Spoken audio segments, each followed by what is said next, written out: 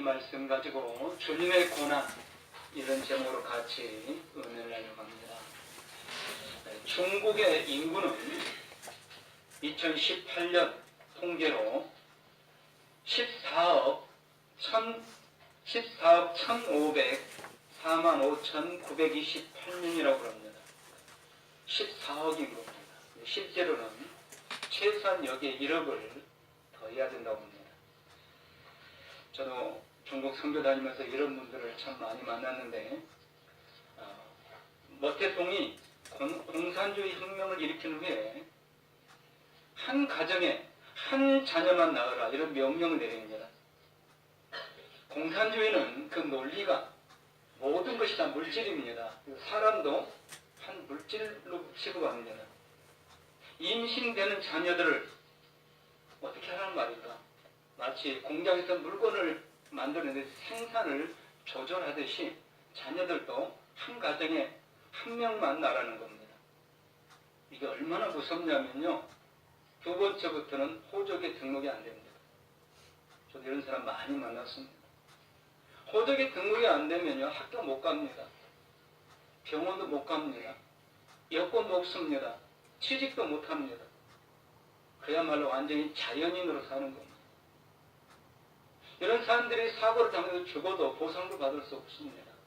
이런 사람 죽으면 그냥 조용히 장례식을 치르고 마는 겁니다.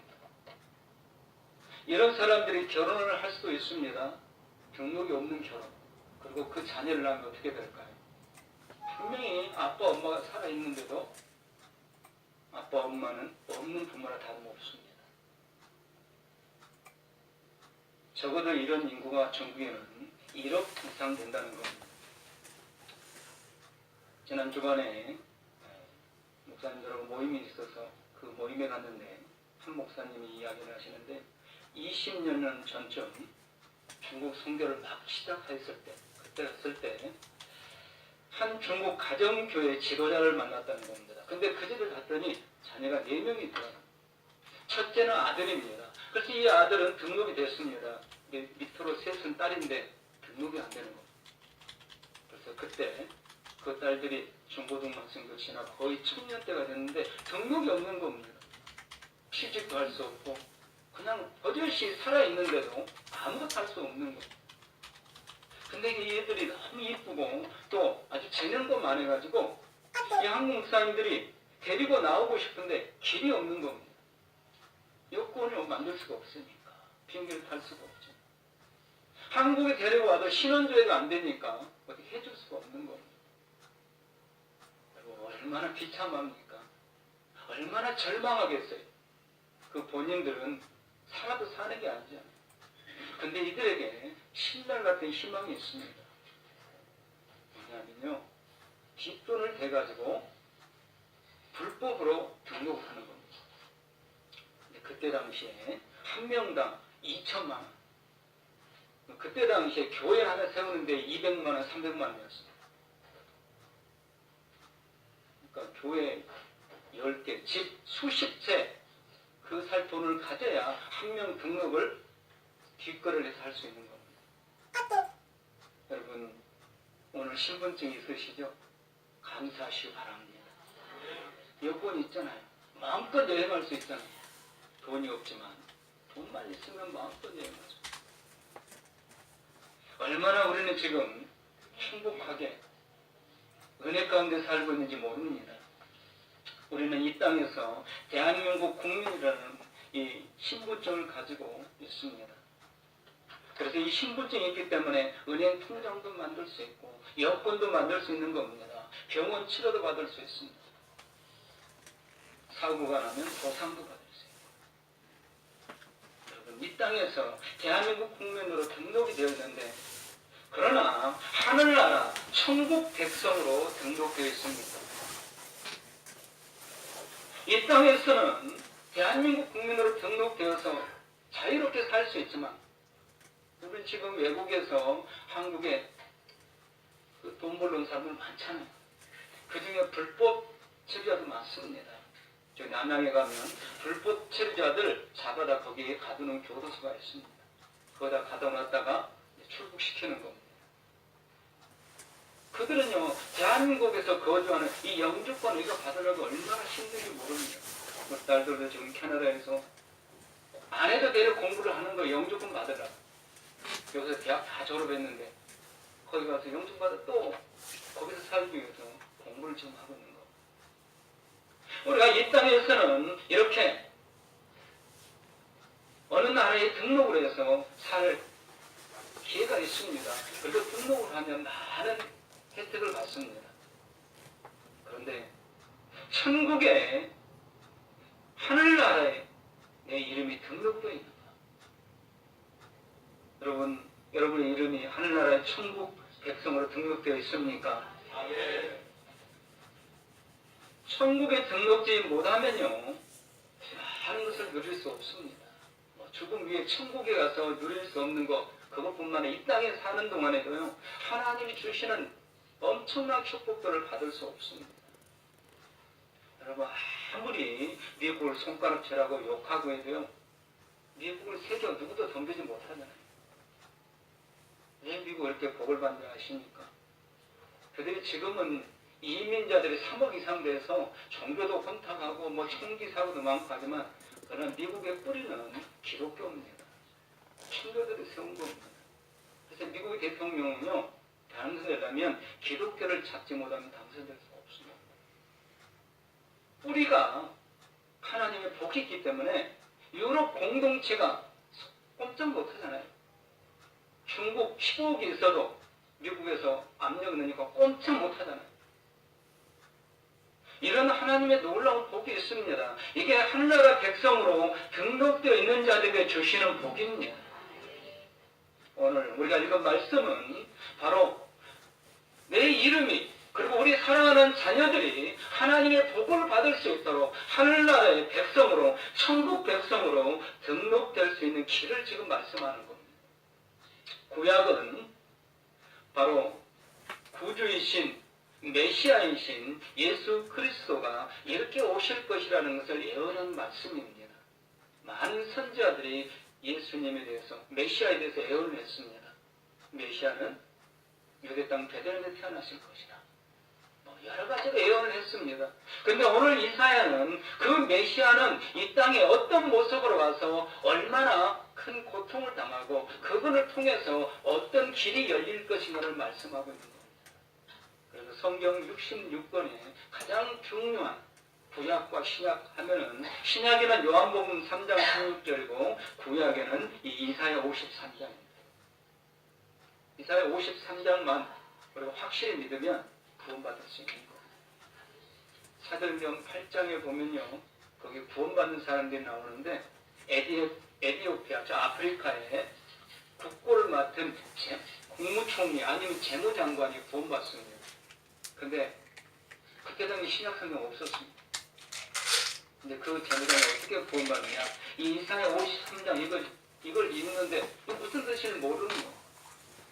성령이 빌리제라는 집사님을 전도자를 보냅니다. 그래서 이 이사야 53장을 해석해 주게 됩니다. 이 말씀을 믿고 구원받습니다. 오늘 말씀이 내가 구원받을 수 있는 길이고, 하늘나라에 내 이름이 기록되고 우리 자손 천대까지 그 등록할 수 있는 길이 된다는 것을 믿으시기 바랍니다. 오늘 우리가 읽은 말씀은요, 하나님께서 나를 천국 백성으로 등록의 길을 여시기 위해서 독자 예수님을 보내주실 것을 예언하시는 말씀입니다. 그런데 어떤 모습으로 오실까? 구주로 메시아로 오시니까, 또 하나님께서 인간의 몸을 입고 오시니까 능력자로 위대한 모습으로 오셔야 되지 않겠습니까? 근데 전혀 그렇지 않습니다. 오늘 예수님은 어떤 모습으로 오신다고 예언하고 있느냐? 온갖 고난과 십자가에서 죽으심이라는 생명의 값을 지불하실 분으로 오신다는 겁니다. 오늘 이사야 이 예언서는요, 예수님이 오시기 전에 약 700년 전, 700년에서 800년 전에 예언한 말씀입니다. 이사야는 선지자를 통해서 예언한 말씀인데, 장차 메시아가 올 것이다. 이사야는 물론 그분의 이름이 예수님인지 몰랐습니다. 다만 하나님이 약속한 메시아가 올 건데, 그분은 어떤 분을 오는가? 요즘 잘생긴 아이돌 같은 그런 미남으로 또 우량하로 천재적인 그런 재능을 가진 분으로 아니라는 겁니다. 오늘 2절 말씀을 보시면요. 그는 주 앞에서 자라나기를 연한 순 같고 마른 땅에서 나온 뿌리 같다. 여러분 이게 어떤 모습인지 상상이 가시죠? 연한 순, 아무 힘도 없는, 그래서 살짝 건드기만 해도 그냥 끊어져 버리고 부러지는 이 연한 순을 말합니다. 또 마른 땅에 나온 뿌리, 다 말라 비틀어진 뿌리. 인류를 구원할 메시아가 다윗처럼 위대한 왕으로 오셔야 되는데 이스라엘 백성들 지금 그런 메시아를 기다리고 있거든요. 그런데 하나님은 이사야 선지서에서 말하기를 다윗 같은 위대한 왕이 아니라 연한 순같이 마른 땅에 난 뿌리같이 아무 힘도 없는 자로 오실 거다. 얼마나 연약한 존재로 오느냐면 2절 마지막 부분에 보면요. 우리가 보기에 흠모할 만한 아름다운 것이 없더라. 이사야 선지자가 보기에도 흠모할 만한, 정말 혹 빠질 만한 그런 외모가 아니었다는 겁니다. 하물며 당시의 바리새인들, 예수님을 싫어하는 자들은 예수님이 얼마나 초라하게 보였겠습니까? 하나님이신 예수님께서 왜 이렇게 초라하게 오셨는가? 아무도 흠모할 만한 그런 존재가 되지 못했다는 겁니다. 실망감만 안겨주는 존재. 여러분 우리가 어떤 사람을 굉장히 기대하고 봤는데 딱 그 사람을 본 첫 인상을 봤을 때 실망하는 경우가 있습니다. 키도 저처럼 적고 외모도 저처럼 별볼 일 없고 목사님이랑 대단한 줄 알았는데 별볼 일 없네. 먼저 한풀 꺾이는 거죠. 예수님이 그러셨다는 거. 구주로 오실 분이, 메시아로 오실 분이, 인류를 구원하러 오신 분이면 정말 당당한 외모를 가지고 세계 그 어떤 사람도 따를 수 없는 그런 통찰을 가지고 오셔야 되는데 예수님은 아니셨다는 겁니다. 왜 그러셨을까요? 바로 연약한 우리를 구원하기 위하심인 줄 믿으시기 바랍니다. 예수님은요, 고운 모양도 없고 풍채도 없다고 오늘 말씀하고 계십니다. 그래서 1절에 보면 우리가 전한 것을 누가 믿었느냐? 아무도 안 믿었다는 거예요. 여러분 예수님이 실제로 베들레헴에 태어날 때 아무도 믿지 않았잖아요. 동방박사, 또 들에서 양을 키우는 목자들, 그들 외에는요 예루살렘 성의 왕들, 서기관들, 바리새인들 다 알았습니다. 그러나 아무도 뛰어가지 않았습니다. 왜? 유대 땅 베들레헴 말고 유대 땅 베들레헴에서 뭐가 나겠느냐? 나중에 예수님은 나사렛은 자나지만 사람들은 얼마나 멸시하는 거니?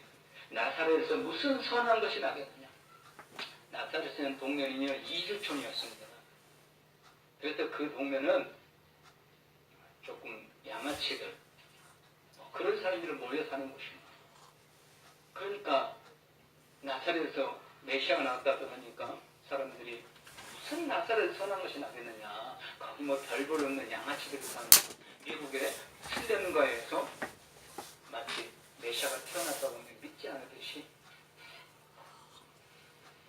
아무도 믿지 않았다는 겁니다. 3절 마지막 부분에 보면요, 우리도 그를 귀히 여기지 아니하였도다. 세상 사람들만 귀히 여긴 게 아니라 우리도 그랬다는 겁니다. 제가 지난 주간에 이 본문을 가지고 미국의 유명한 목사님 설교를 들었는데 그 목사님이 이런 이야기 하시더라고요. 만일 오늘날 예수님의 모습을 본다면 아마 교회 떠날 사람 성도들 많을 거다. 왜냐하면 외모가 너무 별볼이 없으니까. 에이, 저런 분이 무슨 메시아야. 계속 우리나라처럼 학벌 위주 외모 지상주의. 그리고 그 사람 좀 배경이고 돈만 있다 보면 좀 위대하게 보이는 이런 문화 속, 이런 풍토 속에서 예수님 만약 실제로 본다면 아마 교회에서 너무 많은 성도들이 떠날 것이라.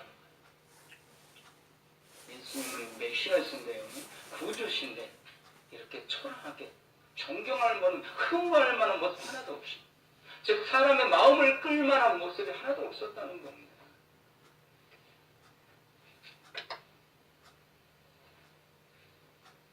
뿐만 아니라 예수님은 오늘 말씀에 보면 멸시를 당했다고 표현하고 있습니다. 여러분, 멸시를 당해보셨습니까? 돈 없다고 무시당해보셨어요? 학벌이 딸린다고 무시당해보셨습니까?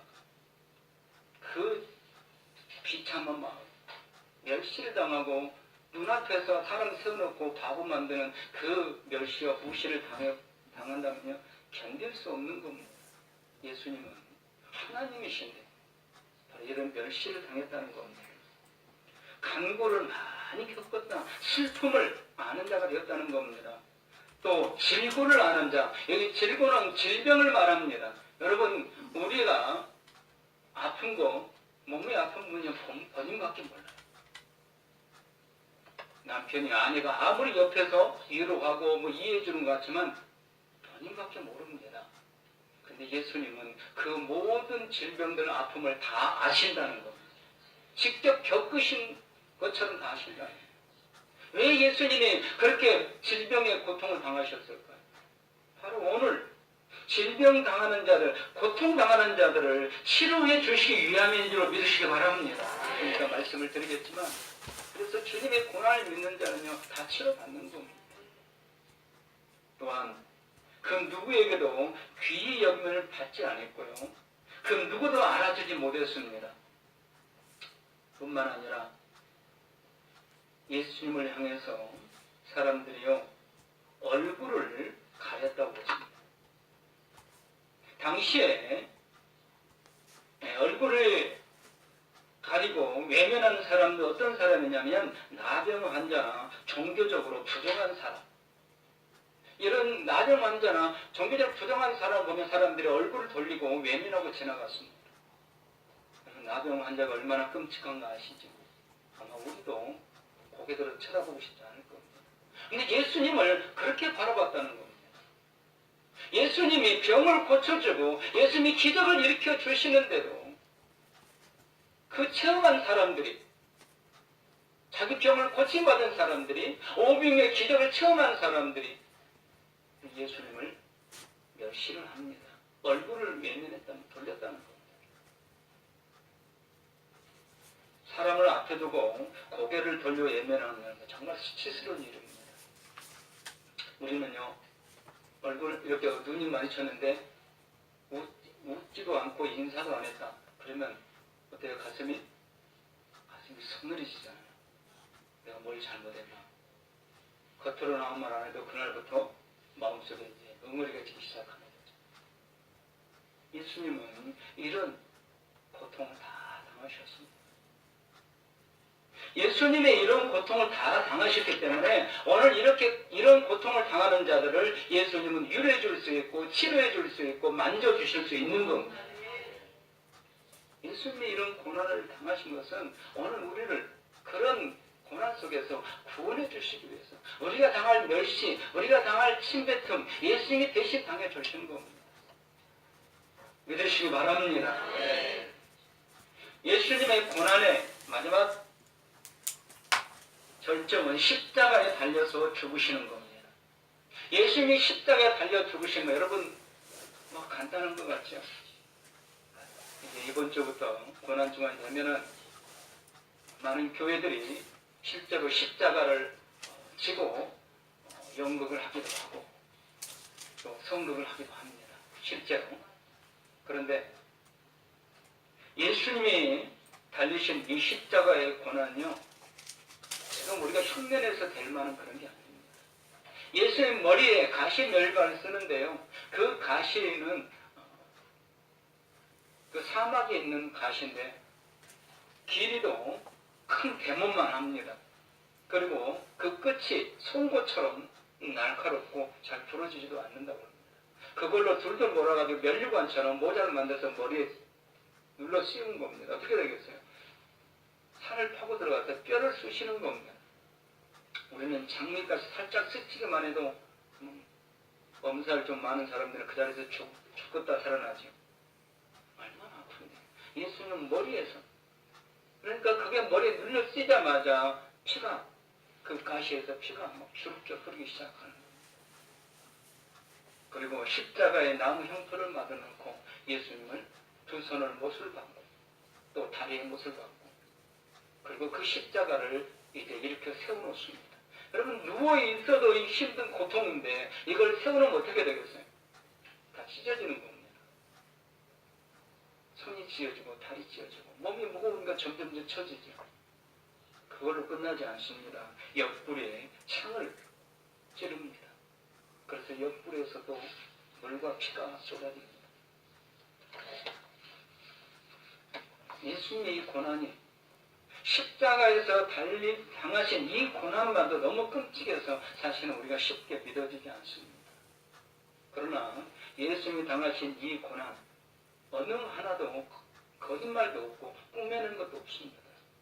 왜냐하면 예수님이 당하신 시대는 벌써 서기 그때 30년 시대니까 다 기록이 남는 시대입니다. 그리고 성경을 기록한 사람들은 이 신약 성경을 기록한 사람들은 예수님과 함께 동행했던 제자들이었고 그 모습을 본 사람들이었습니다. 이 성경 39권 외 신약 성경 30권 27권 외에도요 이런 기록은 수십만 수백만 권이 있습니다. 예수님의 그 땅의 고난의 기록, 예수님의 3년 동안의 과정의 기록은 성경이 신약성 27권에 해당될 수 없지만 그 기록은 부인할 수 없을 정도로 많습니다. 예수님의 고난이 결코 꾸며낸 이야기가 아니고 만들어내는 상상이 아니라는 겁니다. 예수님께서 하나님이신 예수님께서 인간의 몸을 입고 이 땅에 들어오셔서 이 고난을 다 받으셨습니다. 이 고난을 받으신 것은 바로 하나님의 예언을 이루시기 위한 거고 하나님의 약속을 이루시기 위한 겁니다. 이 예수님의 고난, 예수님의 이 처절한 고난이 과연 우리에게 믿는 자들에게 어떤 은혜가 됩니까? 오늘 예수님이 이 땅에 오실 때 당당한 왕으로 오신 것이 아니고 아무도 흠모할 만한 것이 없는 초라한 모습으로 오셨습니다. 그래서 누구도 믿으려고 하지 않습니다. 누구도 그를 귀히 여기지 않습니다. 인정하지 않습니다. 그리고 그걸로 끝나지 않고 이제 그가 십자가에 달려 죽을 이 고난 중은 한 주간 동안에 재판을 받고 십자가로 끌려가는 처절한 그 과정 가운데 채찍에 맞아 온 살이 다 찢어지고 그리고 십자가에서 죽으십니다. 그리고 그 고난을 믿는 자들에게 어떤 놀라운 은혜가 임하는가? 오늘 5절에 두 가지를 말씀합니다. 자, 5절 우리 말씀 다시 한번 같이 읽어보실까요? 그가 찔림은 우리의 허물 때문이요 그가 상함은 우리의 죄악 때문이라. 그가 징계를 받음으로 우리는 평화를 누리고 그가 채찍에 맞음으로 우리는 나음을 받았도다. 아멘. 이게 두 가지. 주님의 고난을 믿는 자들에게 주님의 고난이 나를 살리기 위한 고난이다. 이걸 믿는 자들에게는 두 가지 은혜를 주신다는 겁니다. 복을 주신다는 겁니다. 첫째는 평화의 복을 주십니다. 두 번째는 나음의 복을 주십니다. 여러분 평화의 복이 무엇입니까? 처음에 이야기했듯이 중국에 등록되지 못한 1억 이상의 사람들 지금도 있습니다. 지금도 그 사람들이 나이가 들어서 지금도 노인들로 살고 있고 그렇게 자연인으로 결혼해서 지금도 그 후손들이 등록되지 못한 학교도 못 가는 애들이 있습니다. 그들에게 살 길이 있듯이 천국 백성으로 등록하는 길이 열렸다는 겁니다. 주님의 고난으로 말미암아서 평화를 누리게 됐다는 것은 천국 백성으로 등록되는 길이 열렸다. 누구든지 예수님만 믿으면 예수님께서 그렇게 나를 살리기 위해서 십자가에서 죽기까지 고난을 받으셨다. 이걸 믿기만 하면 그 순간에 천국 시민으로 등록이 됩니다. 이게 너무 간단하고 너무 쉬우니까 사람들이 믿으려고 하지 않죠. 여기에 100억을 갖다가 돈을 내면 된다 하면 아마 죄를 쓰고 100억 모으려고 애를 쓸 겁니다. 근데 다만 마음으로 믿기만 하면 된다는데 이걸 믿지 않는 거죠. 그럼 믿으시기 바랍니다. 아무것도 하라고 하지 않았어요. 그냥 마음속으로 그냥 받아들이라는 겁니다. 예수님 우리 만난 적 없습니다.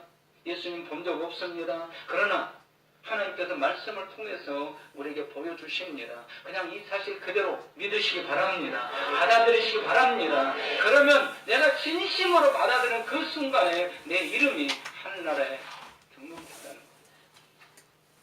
이 땅에 이 대한민국에 태어나면서 우리 다영이나 아영이가 태어나면서 등록을 하려고 애를 쓴 거 하나도 없어요. 그냥 대한민국에 태어나니까 자연스럽게 등록이 되었습니다. 그래서 우리나라에서 미국으로 원정 출산 많이 가잖아요. 영주권 받기 힘들고 시민권 받기 힘든데 거기 가서 출산하면, 거기서 태어나면 미국 시민권을 주거든요. 그러니까 우리나라에서도 동남아시아나 아시아에서 우리나라에 출산, 원정 출산 많이 옵니다. 여기서 우리나라 태어나면 한국 국적을 주니까. 여러분, 예수님만 믿으면 내가 하는 거 아무것도 없습니다. 그냥 내 마음속으로 예수님이 나를 위해서 그렇게 고난을 당하셔서 나를 살리기 위해서 고난을 당하셔서 이것만 인정하고 받아들이면 그냥 천국 시민으로 등록이 되는 겁니다. 믿으시기 바랍니다. 동시에 하나님과의 깨어졌던 관계가 회복됩니다. 그래서 하나님을 아버지라 부를 수 있습니다. 평화가 이루어지는 겁니다. 예수님을 믿지 않았을 때는요, 하나님을 아버지라 부를 수가 없습니다. 우리나라 애국가에 하나님이 보호하세요. 그 하나님 아닙니다. 우리가 믿는 하나님은 아닙니다.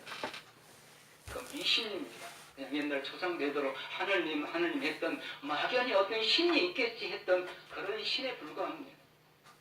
그런 신이 아니라 천지를 창조하신 여호와 하나님, 그 하나님께서 나를 구원하기 위해서 고난받게 보내주신 예수님, 그분만 믿으면 하나님을 아버지라 부를 수 있게 된다는 겁니다.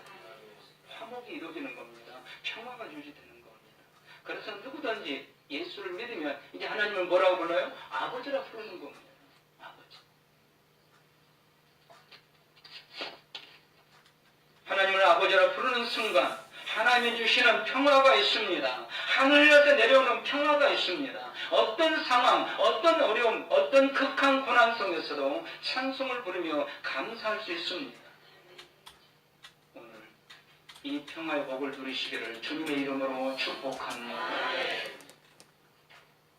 간단합니다, 여러분. 어려운 게 아닙니다. 예수님을 나를 위해서 모든 고난을, 내가 당할 고난을 성수 다 당하신 그 예수님을 그냥 인정하고 내가 예수님을 받아들이면 됩니다.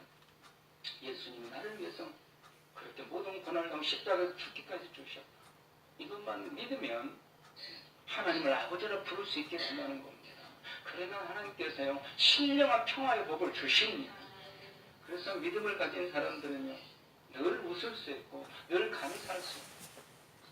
두 번째로 여기 나음을 받았다고 그랬습니다. 나음을 받았다는 게 무엇입니까? 모든 질병을 고침받았다는 겁니다.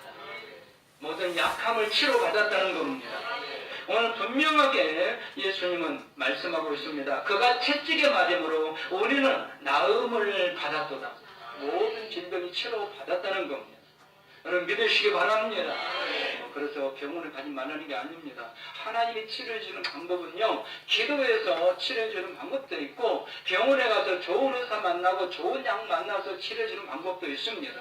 어쨌든 하나님은 어떤 방법을 통해서라도 치료해 주십니다. 누구를? 예수님을 나의 구주로 믿는 성도를, 즉 예수님이 나를 살리기 위해 고난을 당했다는 믿는 성도를 치료해 주신다는 겁니다.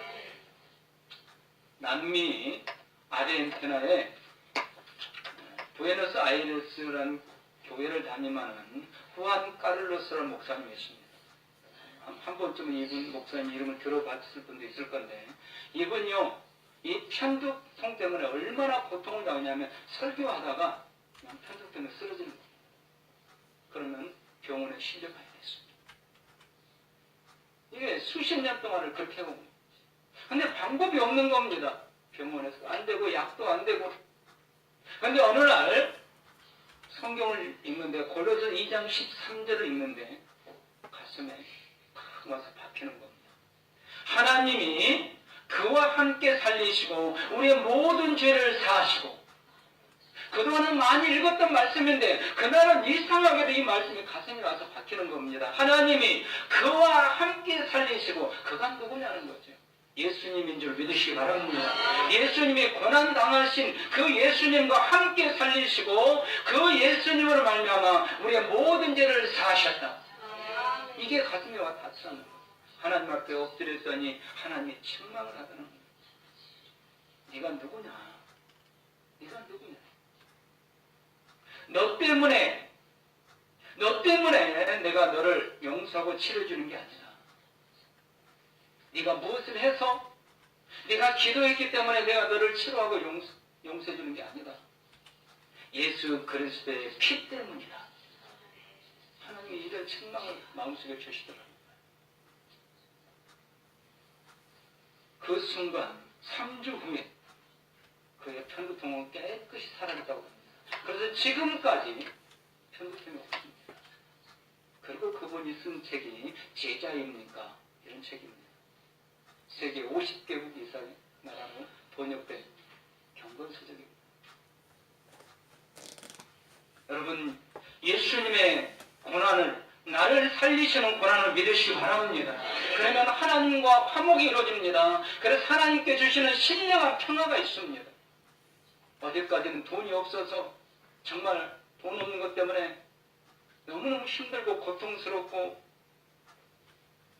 비참했는데 예수님의 고난의 십자가 이 놀라운 사실을 믿었더니 하나님께서 마음의 평화를 주시는 겁니다.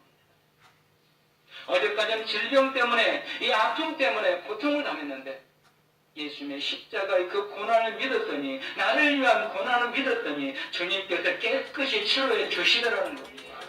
이 은혜와 이 복을 받으시기를 축복합니다.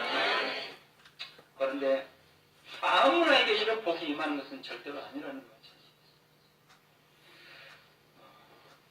만유인력을 발견한 사람이 누구죠? 아이작 뉴턴이라는 사람입니다. 사과나무 밑에서 보니까 사과가 나무에서 떨어지는데 반드시 땅으로 떨어지더라는 거예요. 공중에 떠 있는 것도 아니고 위로 올라가는 것도 아니고 모든 사과는 다 땅으로 떨어지더라는 거예요. 이 만유인력을 발견한 아이작 뉴턴이 천체 이론을 연구하면서 며칠 동안을 밤을 새면서 몰두한 적이 있었다고 합니다. 낮인지 밤인지 모르고 연구에 몰두했습니다. 그리고 이 새로운 사실을 깨달을 때마다 작은 메모지에 기록해서 옆에다가 놓아둡니다. 며칠 밤낮을 그렇게 하다 보니까 메모지가 점점 쌓여갔습니다. 며칠이 지나지도 모릅니다. 어느 날 밤 한밤쯤 되었을 것 같은데 너무 피곤해가지고 그날 연구도 집중도 안 되고 그래서 좀 바람을 쐬려고 자기 그 연구실 밖으로 방 밖으로 나오려고 문을 열었습니다.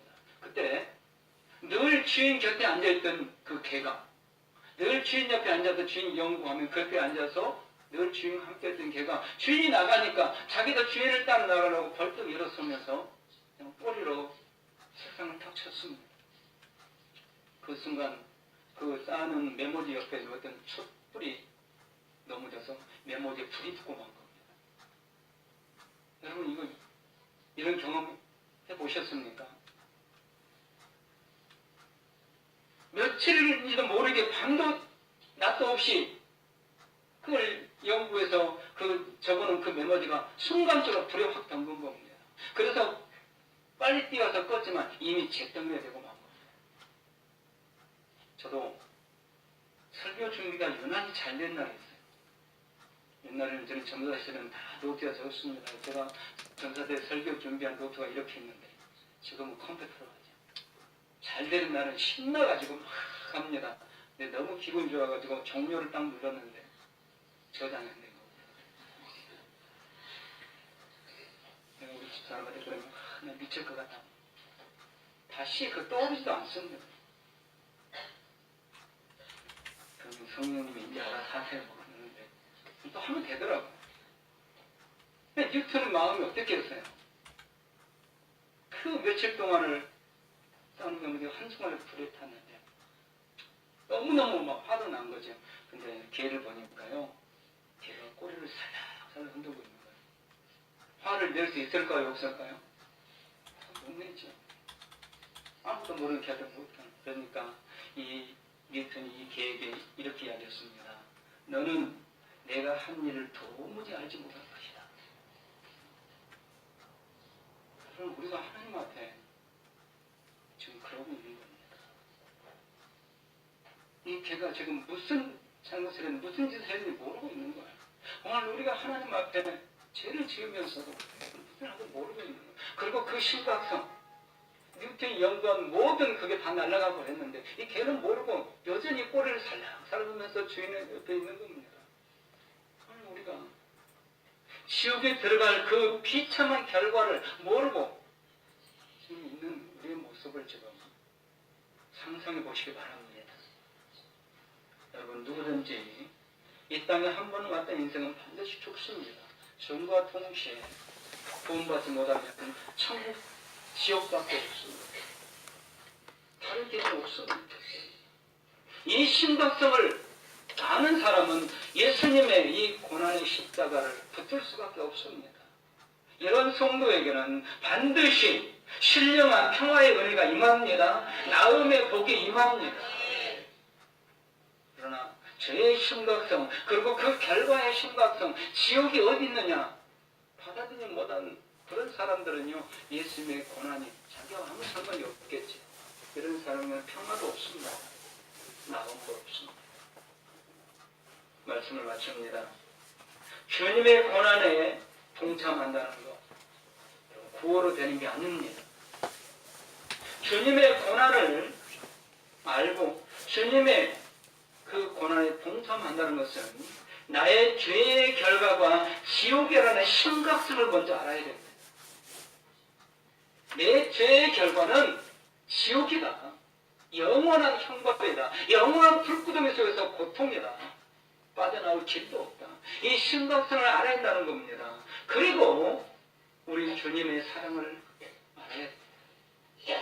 내가 지옥에 갈 수밖에 없는 이 죄인인데 우리 주님께서 나를 구원하시기 위해서 온갖 고난을 다 당하셨다. 이 주님의 사랑을 알고 고난의 십자가를 바라볼 때 그때 그 성도에게 오늘 우리 주님이 약속해 주시는 이 평화와 나음의 복이 임한다는 겁니다. 사랑하는 성도 여러분, 이번 한 주간 고난 주간으로 매일 새벽 예배를 드리며 기도하는 시간을 가지려고 합니다. 한 주간 고난 주간을 함께 한다고 해서 우리에게 특별한 변화가 있겠습니까? 그러나 분명히 이 고난을 우리가 묵상할수록 신령한 은혜들이 우리에게 임합니다. 이 땅에서 누릴 수 없는 놀라운 복들이 분명히 임합니다. 한 주간 동안 주님의 고난 많이 묵상하고 또 주님의 이 고난이 나를 위한 고난이고 믿는 자들에게 주시는 평화와 나음의 복을 다 받아 누리시기를 주님의 이름으로 축복합니다. 기도하십시오.